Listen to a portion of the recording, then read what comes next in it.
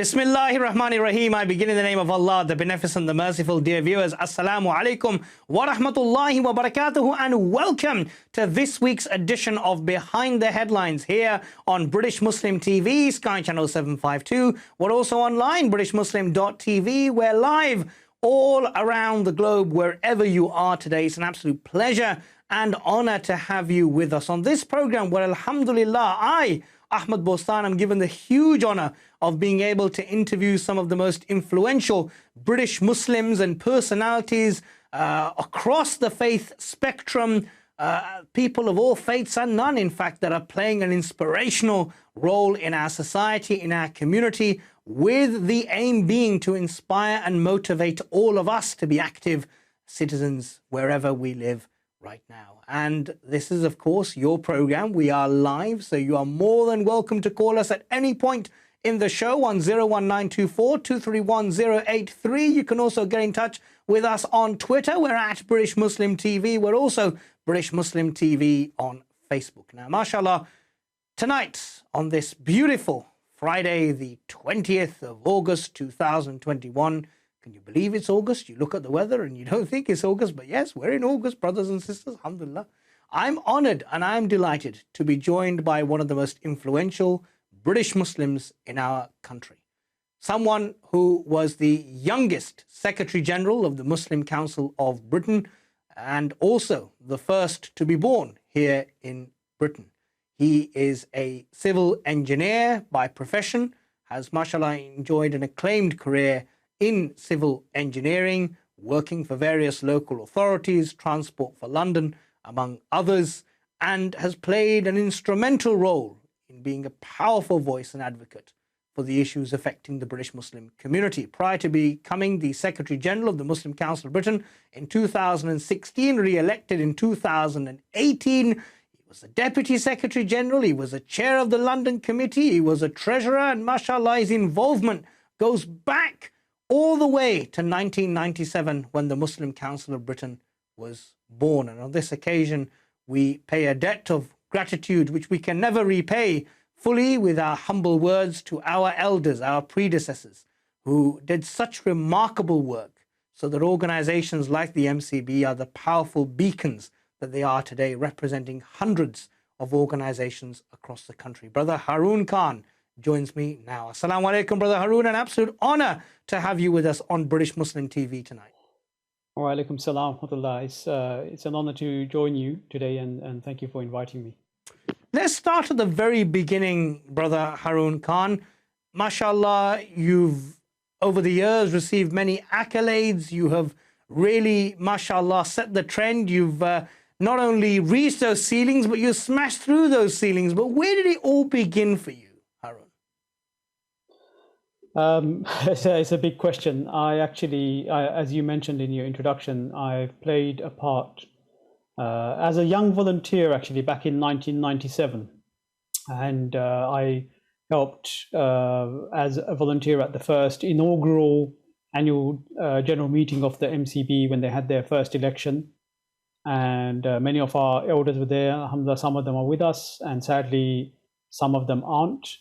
May Allah have mercy on all of them. Ameen. And accept all of their good deeds. Ameen. And you know, we kind of got involved in a legacy, really, and I think I learned a lot from them. I mostly volunteering like other people do with a whole range of organizations and charities. We see lots of young Muslims playing their part in various daily aspects of life in different ways, and I kind of found my place there in an official role with what was then at the time in 2006 was the London Affairs Committee. And that was predominantly working closely with the Mayor of London, City Hall, and helping them to organize quite a major event for that time was Eid in Trafalgar Square, which became an annual event. I was the main person really from MCB that led the event, working with City Hall. And kind of I suppose some of my skill sets were very much around organizing people and events, and on a large scale as well. So alhamdulillah, I think some of that was there with me. But also I think I've always had an inclination towards doing work in the community. So I was born and bred in East London. I grew up there. My local masjid was the famous East London Mosque in Whitechapel. It was literally a short walk. So I grew up in that area and always quite closely attached to the mosque while I was growing up, and also involved in lots of youth activities throughout. And I enjoyed it, but at the same time, I understood the rewards for doing this, for doing good and helping people and assisting, and especially Muslims, as well as the benefits it brings for wider society. So I've always had that view with me. And when you came along in that environment, and alhamdulillah, you eventually became the first British-born Secretary General of the Muslim Council of Britain, how did the wider community, politicians, key stakeholders that you're trying to engage with, how did they react to you? Because you suddenly saw this surge, didn't you, of Muslim activism, particularly after the terrible atrocities of 9/11 and 7/7, and the need for us as a Muslim community to tell the world more and more about the peaceful, harmonious nature of us as human beings and also of our faith. Yeah, I mean, there's been, obviously, it's quite a long history now, because MCB was formed prior to those atrocities that took place. And alhamdulillah, MCB was there at the time to be a voice for Muslims in the wake of those attacks. And it's continued to do that, even though the Muslim Council of Britain doesn't claim to speak for all Muslims. It speaks for its member organizations. There are 500 mosques and organizations which are affiliated with MCB. So it's a very large representative body. It's non-sectarian, has representatives from all ethnic communities, organizations that represent them. So it presents a very broad spectrum of Muslims. And so when MCB says something or does something, people do generally take the view that it's a predominant Muslim voice. And I think, especially in the wake of those attacks, we've as Muslims, it feels like we've been under the cosh for quite a long time. So, even from that period onwards, the growth of Islamophobia, challenging those kind of negative stereotyping of Muslims in the media, these were very much things that was the focus of MCB. In terms of your question, which was about my election, it came, it wasn't a surprise. I think, there was definitely a sense of feeling within younger generation Muslims that, Muslim representation, whichever aspect, whether it's MCB or whether it's within a mosque or an institution or an organization, there should be better diversity within the leadership. So whether that was bringing in younger people or women or Muslims from different ethnicities, and it shouldn't be dominated just by one particular ethnic group or one particular age group for that argument. And in a way, I got involved quite early. I stayed the course, and I kind of ended up in that position. I didn't come in personally with any intention to get elected to the top of the organization. That was never my intention. I kind of got there by default in a way. Sure. Because MCB is a voluntary organization, so it's a big commitment. You have to volunteer your time. And alhamdulillah, I was fortunate because I did, like you mentioned, I work full time. I work in the public sector, but I was able to allocate time and give that commitment. Otherwise, I wouldn't do it. And hence, so I gave that full commitment that I would continue the role and do as much as I can within my volunteering time to help this organization move forward, inshallah, because I truly believed in the work that they do. And I think just like anyone else who volunteers for any charity or any organization, you can only be passionate about something if you really believe in the work they do and you believe that there's going to be something for you at the end. And that's not money, by the way, that there's going to be some reward at the end of the day in akhirah for you from Allah subhanahu wa ta'ala. That's what, if you genuinely believe that you're doing something good to please Allah, then that's a very good driving objective, to keep you on the course. Absolutely, alhamdulillah. But why choose the Muslim Council of Britain? Why choose Muslim activism here in Britain? There's so many causes that you could have volunteered for so many amazing causes around the world in terms of poverty alleviation. There's youth groups, there's youth organizations, because you signed yourself up for a very difficult task. You know, many people watching right now are from the British Muslim community, and I think us as British Muslims will be the first to say we're a very difficult group to please at times, especially when you talk about statements and representing. What made you sign up for that? Did you know what you were signing up for at the time?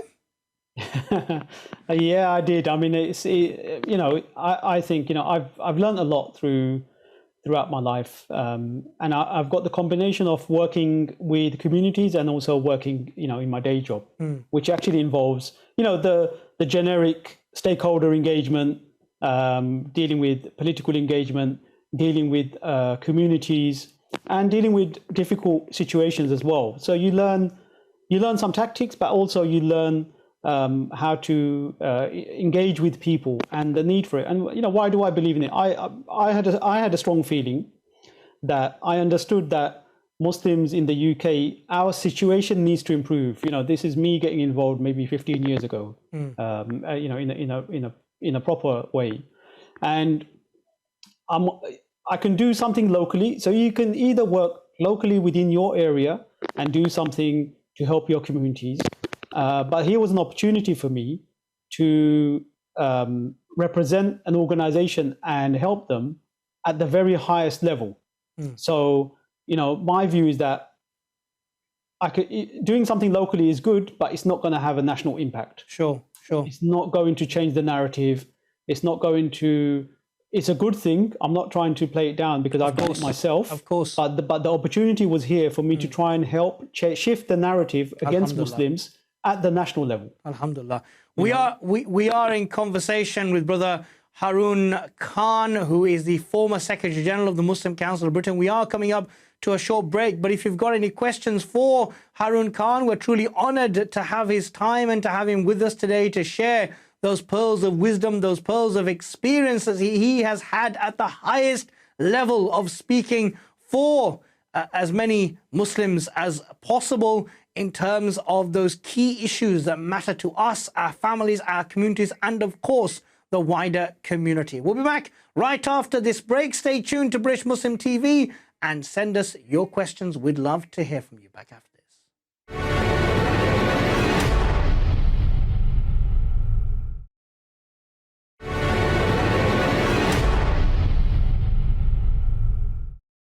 Dear viewers, Assalamu alaikum and welcome back to Behind the Headlines here on British Muslim TV. We're live on this beautiful Friday evening and we're looking for you to contact us with any questions you have for our very special guest.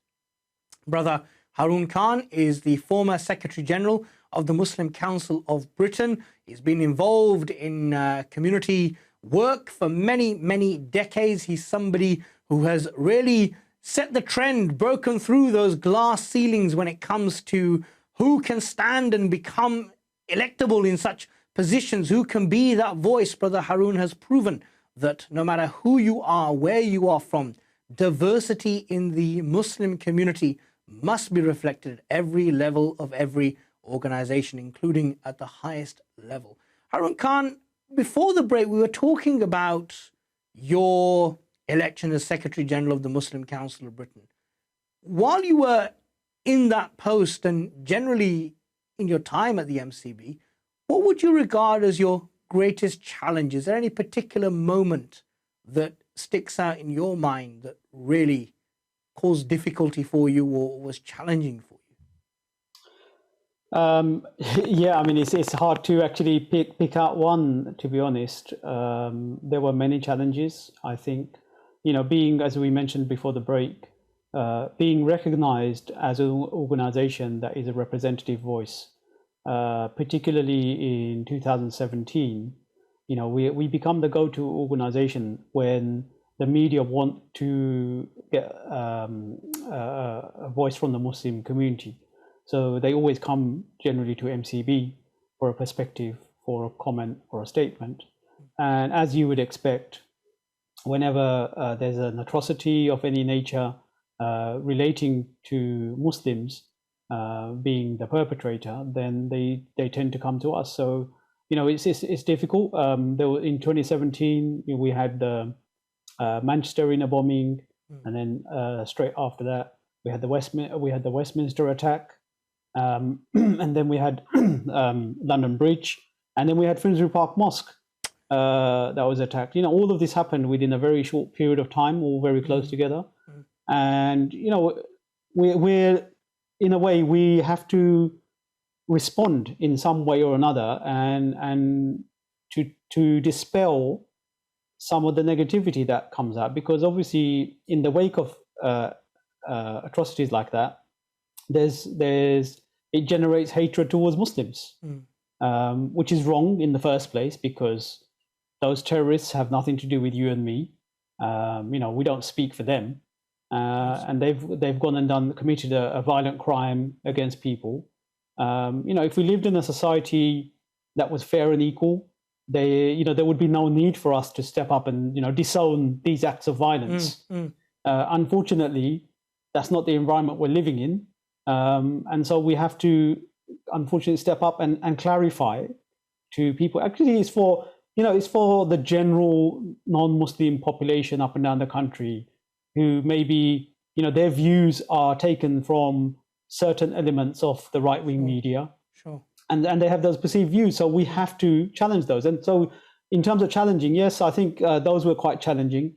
I think there were other challenges along the way, but I wouldn't say anything was too much, really. I think the biggest challenge is being reactive, I would say, is the main thing, that having to be available basically 7 days a week, 24/7. Yes. I had to be ready to respond.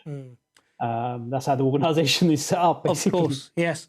But let me ask you, when you were speaking out to condemn these appalling acts of terrorism and extremism, were the media listening? Were politicians listening? Because you mentioned Islamophobia, and it's a reality that sadly too many of us have experienced in our lives. Do you think that even as Secretary General of the Muslim Council of Britain, were you the victim of Islamophobia? Did you find that people were listening to, frankly, people who don't represent Muslims more than they were interested in listening to your perspective and what many would regard as the majority perspective of the Muslim community? I think in those instances particularly, I felt, and I think there, probably if some research was done, there would be good evidence to say that actually we did make a very good stand as a representative body in those circumstances. Especially during my period, there was extensive coverage by the media. The media did pick up all of the time. It's a lot to do with also how quickly you were able to respond, because as you know yourself, being in the media, time is of the essence. If something happens, and if you're an organization who is kind of sitting in the wings, yes, trying to figure out what am I going to say, what we're going to do, but if you're ready to respond and also have media spokespeople ready to respond in good time, then you'll get the airtime. And alhamdulillah, I would say in all of those cases, MCB has been one unique feature of MCB is that it has, mashallah, very good, competent people, volunteers as well as staff, who can work very rapidly to turn things around and ensure that we present the right information to people. So and basic things like, if you're there, the news cycle, if you're watching something happen, something disastrous happened, they'd have a 24-hour news cycle where they're constantly talking about the topic. In some of those instances, you will see the MCB statement on the ticker tape for BBC News 24, for example, that the Muslim Council of Britain has said this, and they've been broadcasting it all day through the news cycle. So when you're in a position and you're able to put that kind of message out, that's very powerful for us, because and from my perspective, the way I looked at it was that this will help to dispel the negativity amongst everyday non-Muslims who may take a completely different view. Sure. But when because you hear it, well, why aren't the Muslims coming out and saying something and doing something? But actually, if they see that the MCB has already spoken out and said this is wrong, it will calm the situation.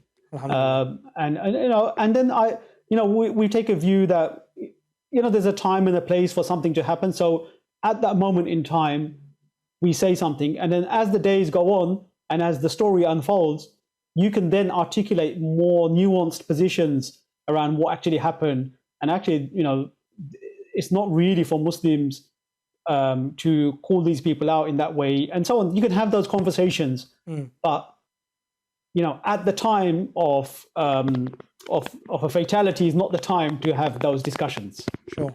Which is what happens sometimes, as you've seen. Yes.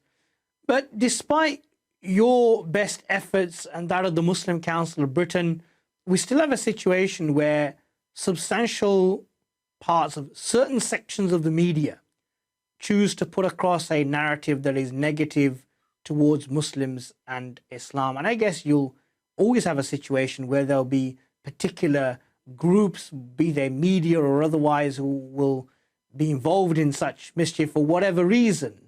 How do we as a British Muslim community, Haroon, address that? Is it happening because we have a deficit of spokespeople in our community? We're not doing enough of speaking out. We're not doing enough of being involved in giving back to the community. Why is it happening? There's a number of factors. I think from the MCP's perspective, you may be familiar. So during my time, we started a project called the Centre for Media Monitoring. Yes. And we took on some really, mashallah, talented staff, and combined with some of our own people inside MCB, who have done some amazing work over the last 3 years in specifically dealing with the media narrative. So this goes from ensuring that written complaints through the Independent Press Standards Organization, IPSO, are followed through from start to finish, where we challenge any articles that come out. The team were monitoring every single broadcast over a 24-hour period, every single day, monitoring and tracking anything that's being said about Muslims in the UK. Wow. And so every time we pick up anything, we would challenge it, we would write to the editors. And it was a project which we weren't just about being anti-media or just objecting to the media about what they're saying. It was about actually having constructive dialogue, because our view was that the media will always be there. We have to have a relationship and we have to have dialogue to help them understand, also for those who want to, what Muslims are about. And what we found was that there was a huge deficit in their religious literacy. And so lots of work was done over the last few years in developing relationships, holding roundtables with senior journalists from all the mainstream papers and the mainstream channels. So, the Centre for Media Monitoring within the MCB has very good direct contact with these organizations. And there's a good kind of respectful dialogue between both organizations. Sometimes we agree to disagree. Yes. But for the really, really, there are some, obviously, one or two written magazines and also outlets who are very right-wing in their view and just aren't willing to change. I mean, there's not much we can do about that. We can definitely put our position out there in a public way and say this is what we've said, and that's as far as it goes. But at least they know they're being challenged to the point where even one of these writers and journalists, when they write things like, "Oh, I need to be careful what I say because I'm being watched." So by the MCB, so it shows that we're having an impact. Alhamdulillah. And that Centre for Media Monitoring that was set up, truly exemplary work, and actually not only made a difference there at the time, but makes journalists, as you said, think about what they are printing, what they are saying. Words matter, perceptions matter, and the media are often involved in making those perceptions, informing those perceptions. And as you said earlier on in the program, particularly if you have those communities that people who live in areas where they don't come into contact with Muslims on a daily basis, they're often very much reliant on those media outlets about their view of Muslims and how we live our lives. We're going to be going up to a break very shortly. We're in conversation with Haroon Khan, who is the former Secretary General of the Muslim Council of Britain, speaking to us about the challenges that he has faced as the Secretary General, but also the way in which those challenges have been tackled. The great voice that the MCB has become for the Muslim community, and also the importance of all of us being involved in activism, in being a voice for our communities across the country and around the world. We're going to continue this discussion. If you have any questions, please get in touch. We are British Muslim TV and we'd love to hear from you. We'll be back right after this break. Stay tuned.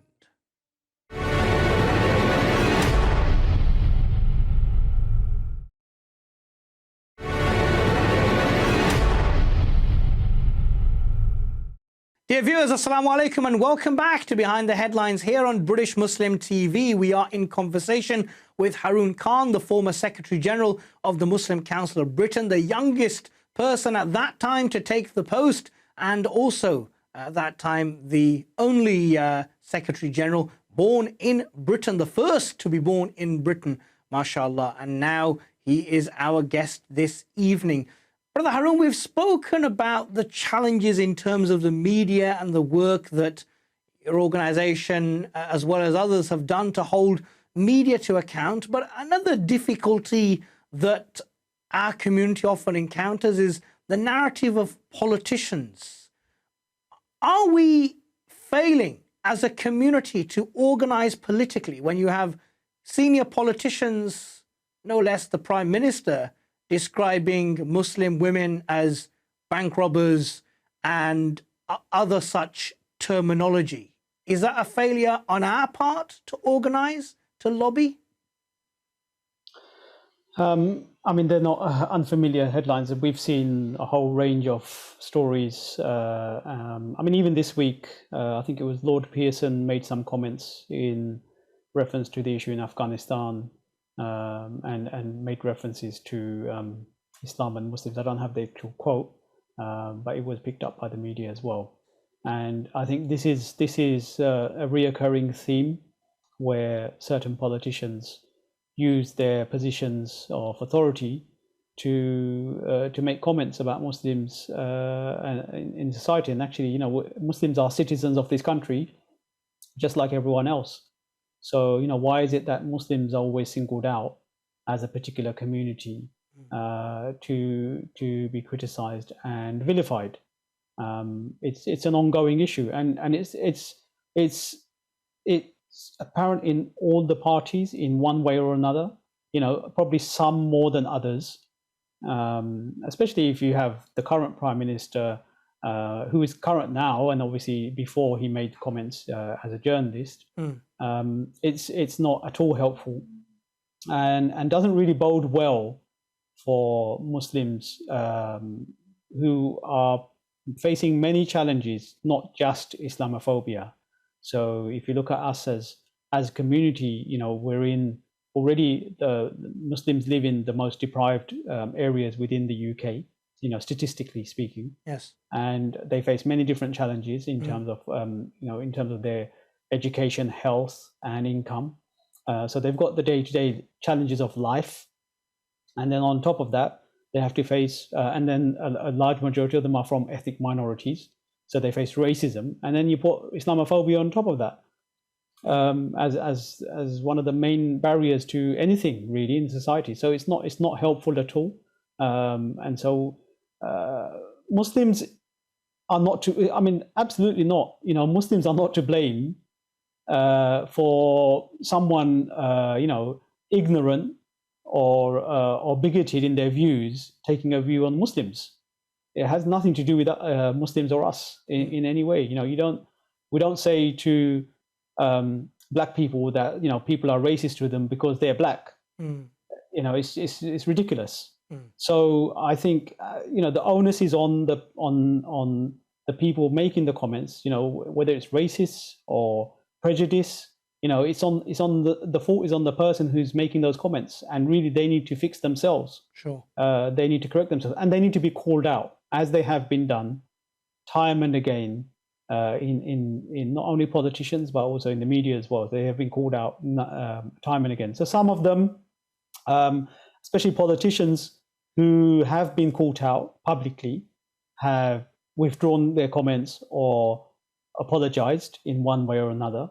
But unfortunately, a lot of damage is done during that time. So I think there's still a long journey for us in terms of education. Alhamdulillah, I mean, the positive thing is that, you know, Muslims themselves are more educated and articulate in their ways of addressing these. And it's good to see more people stepping up in different fields of life and able to do that, and including yourselves, like, you know, BMTV as an example of using a medium to get the message across is very important. Alhamdulillah.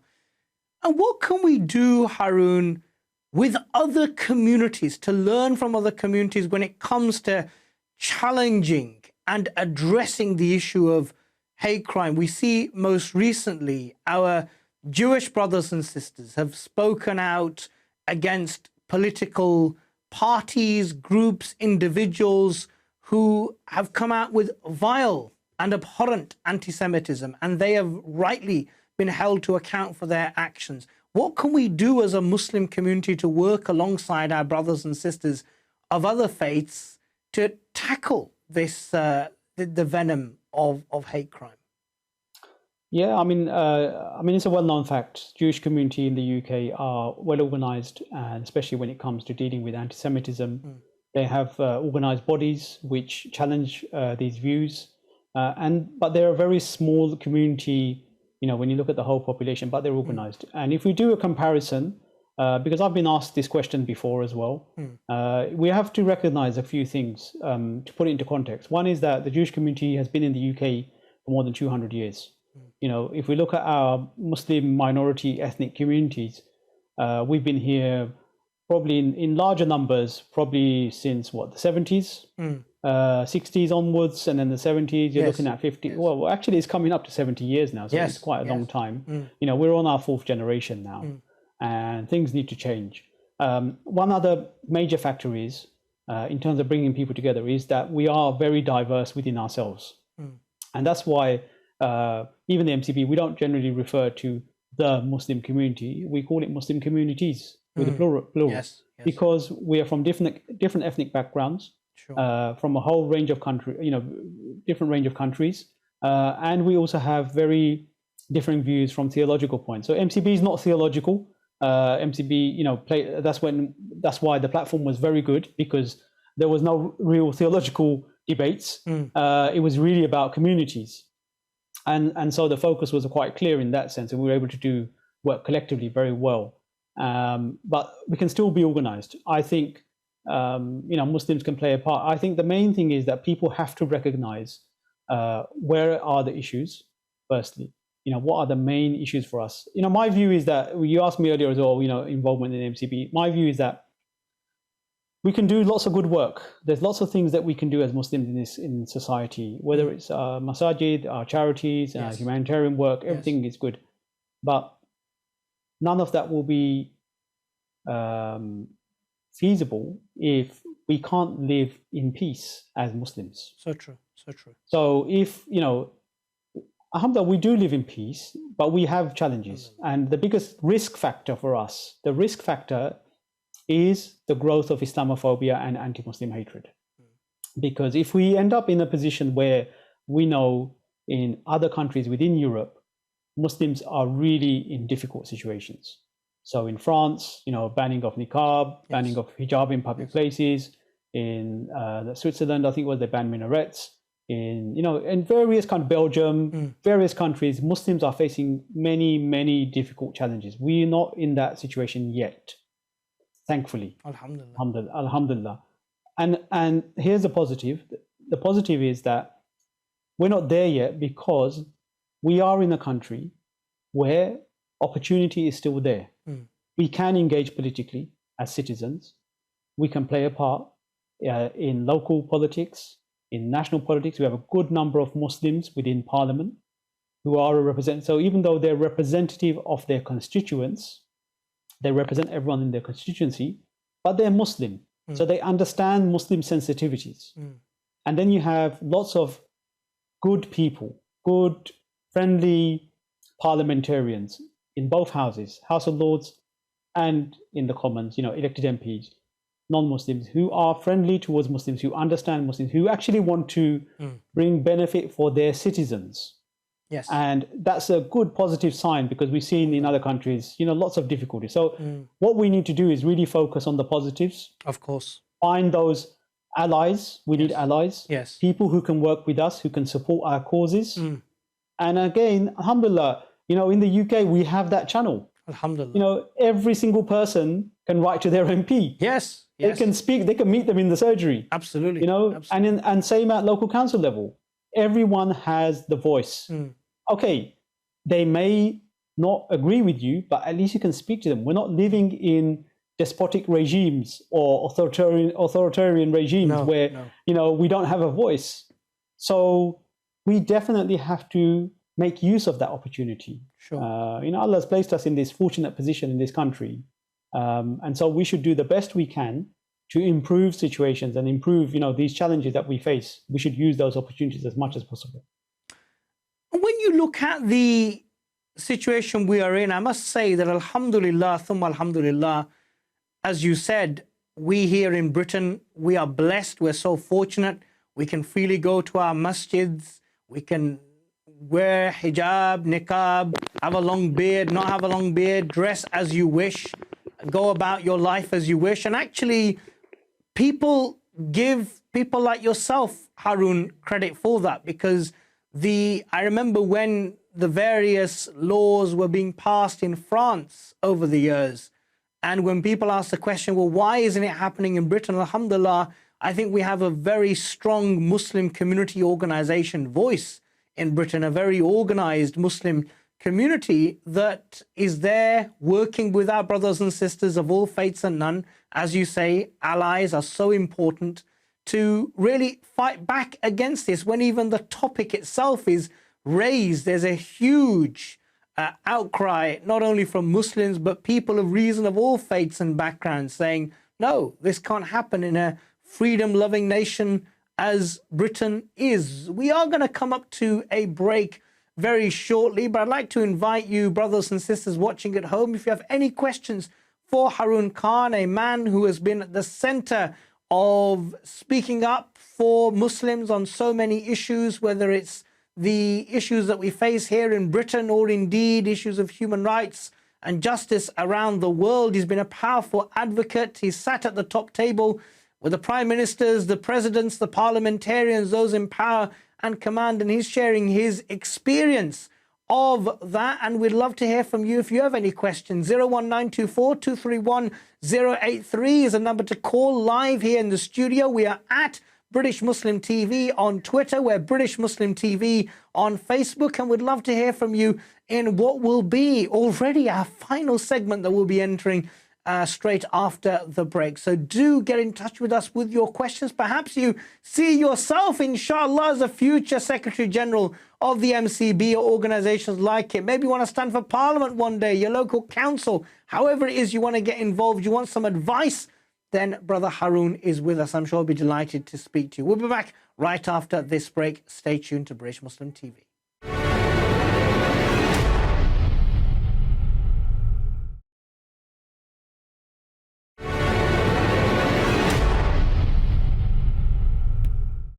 Brothers and sisters, assalamu alaikum and welcome back to, would you believe it, the final part of Behind the Headlines here on British Muslim TV. Alhamdulillah, we've had the great honor and privilege to be joined by Brother Harun Khan, who was the first British-born Secretary General of the Muslim Council of Britain, at that time the youngest Secretary General of the Muslim Council of Britain. And before the break, we were talking about the importance of Muslims being involved in politics, and Brother Harun was reflecting upon the huge challenge that we face in terms of Islamophobia, anti-Muslim attacks, anti-Muslim hatred that we sadly see on the rise here in this country. And unfortunately, this is not unique to the Muslim community.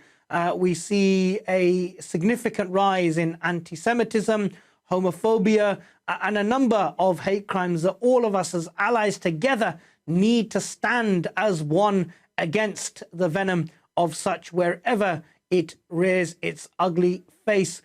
Brother Harun, a lot of people would say people are fearful of committing a crime because there are consequences. However, there are those out there who believe that, are there consequences, political, electoral consequences for politicians across the spectrum who espouse Islamophobic or anti-Muslim views? We constantly hear from organizations about the decisive role that Muslims can play in various constituencies around the country, but it doesn't seem like politicians that espouse such views are being held to account. You raise a good point. I think generally there has been, with most of the political parties, obviously I can't quote you the specific cases, but they've been strongly, any member of a political party who has publicly commented or made Islamophobic statements has been reprimanded and dealt with accordingly. I definitely know that for example, all the parties have dealt with it. When we've got to know about them and it's come out publicly, they have been dealt with in one way or another, whether it's an apology or them being suspended and so on. So, you know, with their own internal processes. The struggle has been very much so over the last few years, particularly, unfortunately, with the Conservative Party.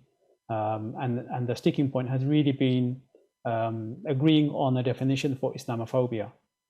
And the interesting thing is that there was a definition on Islamophobia defined by the all-party parliamentary group on British Muslims, who carried out a consultation with all communities. It was an open consultation. Everybody had the opportunity to write in and make presentations on their view on it. Taking all the views, they presented a definition of Islamophobia, which they then launched publicly. And then over that time period, slowly, organizations, I think more than 800 organizations around the country signed up to it as an agreed definition, including a good number of local councils.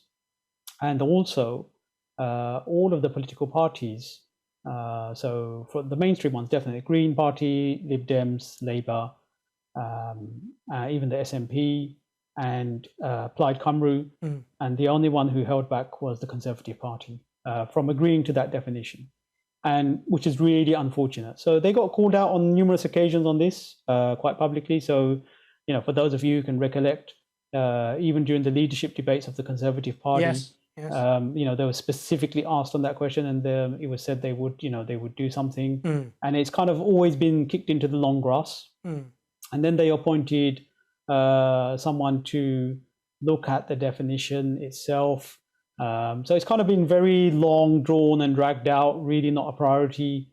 At the same time, they were being challenged a lot by lots of incidences occurring within their membership, on comments being made on Facebook, on social media, you know, within their own members. And the process that was being followed wasn't really clear how things were being dealt with. So it's still there. It's kind of there, lingering. I think one thing we didn't really touch on, I suppose, in the discussion today is that, you know, the pandemic has pretty much dominated everything else over the past 18 months. Yes, absolutely. And so, you know, we're not seeing, we're not really in normal circumstances where people are going about their daily lives, and hence you're not seeing as much intensity on these topics as you would do in normal circumstances. But saying that, there was, in the beginning of the pandemic, you may recall, there were some issues around, you know, there was always a risk about, you know, there were small opportunities where people always look for a scapegoat. So when the pandemic first hit the UK, lockdowns, people were looking for opportunities where Muslims could be blamed. For spreading the virus. I'm just going to pause you there, Brother Harun, if I may, because we've got a call online. I want to take this call, inshallah. Assalamu alaikum, brother. What's your name? Where are you calling from, please? Wa alaikum assalam wa rahmatullah, Ahmad and Harun. My name's Hussein. I'm calling from the Midlands. I've just been watching your program. Respect you actually for trying to give a platform to hearing what Muslims have to say. To anybody watching, I just want to say the future of us as Muslims is we need obviously we've got the Islamophobic agenda we've got to tackle. Yes. But at the same time, as Muslims, we also don't need to have any phobias of representing our own interests. I think at the moment, the next kind of like struggle for us is actually, representing our interests to those in government and those with power. I think this is a journey that we all got to travel now, and we've all got to recognise this, that whoever is in a position of responsibility, they've got to define our own narrative. Absolutely. And we've all got to struggle further to, represent our interests and those of our families and communities. That's the message I wanted to convey to you tonight. And a message you have conveyed with absolute eloquence, Brother Hussein from the Midlands. Thank you so much for your call, and really appreciate you calling in tonight. Thank you so much. Assalamu alaikum.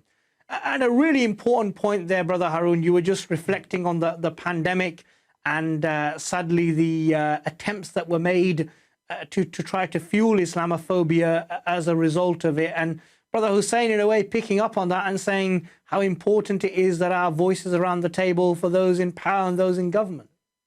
Yeah, I mean, it's a very, very good point that Brother Hussein's made. And just to give you a short snippet of how we can help, the MCB helps that conversation, that each time there is a general election, the MCB produces kind of not a manifesto, but an election document for potential parliamentarians. And so we do some surveys within our communities around particular areas of interest. I mean, what are the priorities for Muslims? And that's produced into quite a high quality document and then presented and actually sent to every party and also to all the candidates for them to sign up to. Yes. So the last general election, we did the same thing, and it's prioritized in order of how Muslims feel, these are the important things. So for example, number one would be Islamophobia and anti-Muslim hatred, just for argument's sake. Yes. And then you'd have different points around education, around health concerns, foreign affairs. All of these topics are quite specific in the sense that this is what Muslims are concerned about on international affairs, because we know it keeps coming back. And so that's available. It's available on the MCB website if anybody wants to have a look. Sure. It hasn't changed that much, but that is there, and we do. Or, the MCB has done and will continue to do, inshallah, do that work to make sure that the politicians, not just for the politicians, actually, to help Muslims as well, because sometimes Muslims as voters, they also want to know, what do I push my parliamentary candidate towards? What is it that I want? What's the benefit for my communities, for where I live, but also for my extended community as Muslims? What can I do? So those that's all there. To help. Absolutely. And on the pandemic stuff, definitely, I think, there was real challenges on that side. So there were small inklings of, people were looking, to blame Muslims for either spreading the virus and so on. So we countered some of those narratives. And at the same time, huge amount of work was done by MCB in, we've come a long way, and it's easy for us to quickly forget what happened back then. We were in lockdown.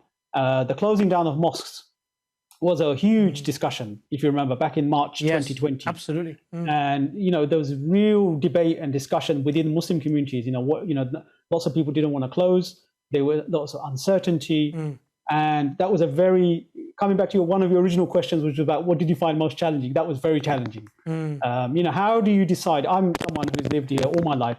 Never ever have I seen a mosque closed, for prayers. Yes. And to take a decision, I'm not even a scholar.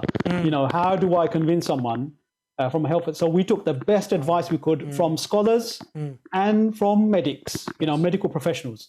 When you combine the two, and the situation we were in, that to preserve life was the utmost priority at that time. Absolutely. And actually, you saw, Brother Haroon, Muslim communities, mosques, masajid, Muslim organizations being commended by public health professionals as the exemplar of how to really make sure that everyone had the information they needed in terms of the pandemic, which of course we're still in. There are still cases of COVID, and when you go around the masajid, it's amazing to see the amount of measures that these volunteer-led organizations had put in. Alhamdulillah, a true credit, as you said, to our community and to the strength of our community in engaging with public health and public health professionals. And the point you made there about us being involved in politics, which Brother Hussein made a really important one as well. And of course, all political parties, the major parties, would argue they take the issue of Islamophobia very seriously. The Conservative Party have said that they're actually working towards dealing with all forms of hate crime. But indeed, as you say, the issue of Islamophobia needs to be looked into, and pressure remains on all the political parties to do that. Finally, Brother Harun, briefly, if you would, what would be your concluding message for our viewers watching today in respect of where do we go from here? What is the future for us? Briefly, if you would. I've spoken a lot about things, how the challenges we face, but I think, really important, the one thing I would pick up on is that one of the last few points that I made about opportunities, that we are in a unique position as Muslims within the UK, and we have lots of opportunities amongst the challenges that we face. So opportunities in education, and to progress in life, and to gain positions of authority and expertise. So not just politics, but also to I think it's really important for us to be the best we can in whatever we're doing. Absolutely. Brother Harun, we're going to have to leave it there, but thank you so much for joining us here on Behind the Headlines. It's been a true pleasure and honor to have you with us, to have your words of wisdom and inspiration, reflecting on the challenges, but also looking ahead to the future. Thank you so much, dear viewers. Inshallah, we'll be back next week. Until then, Assalamu alaikum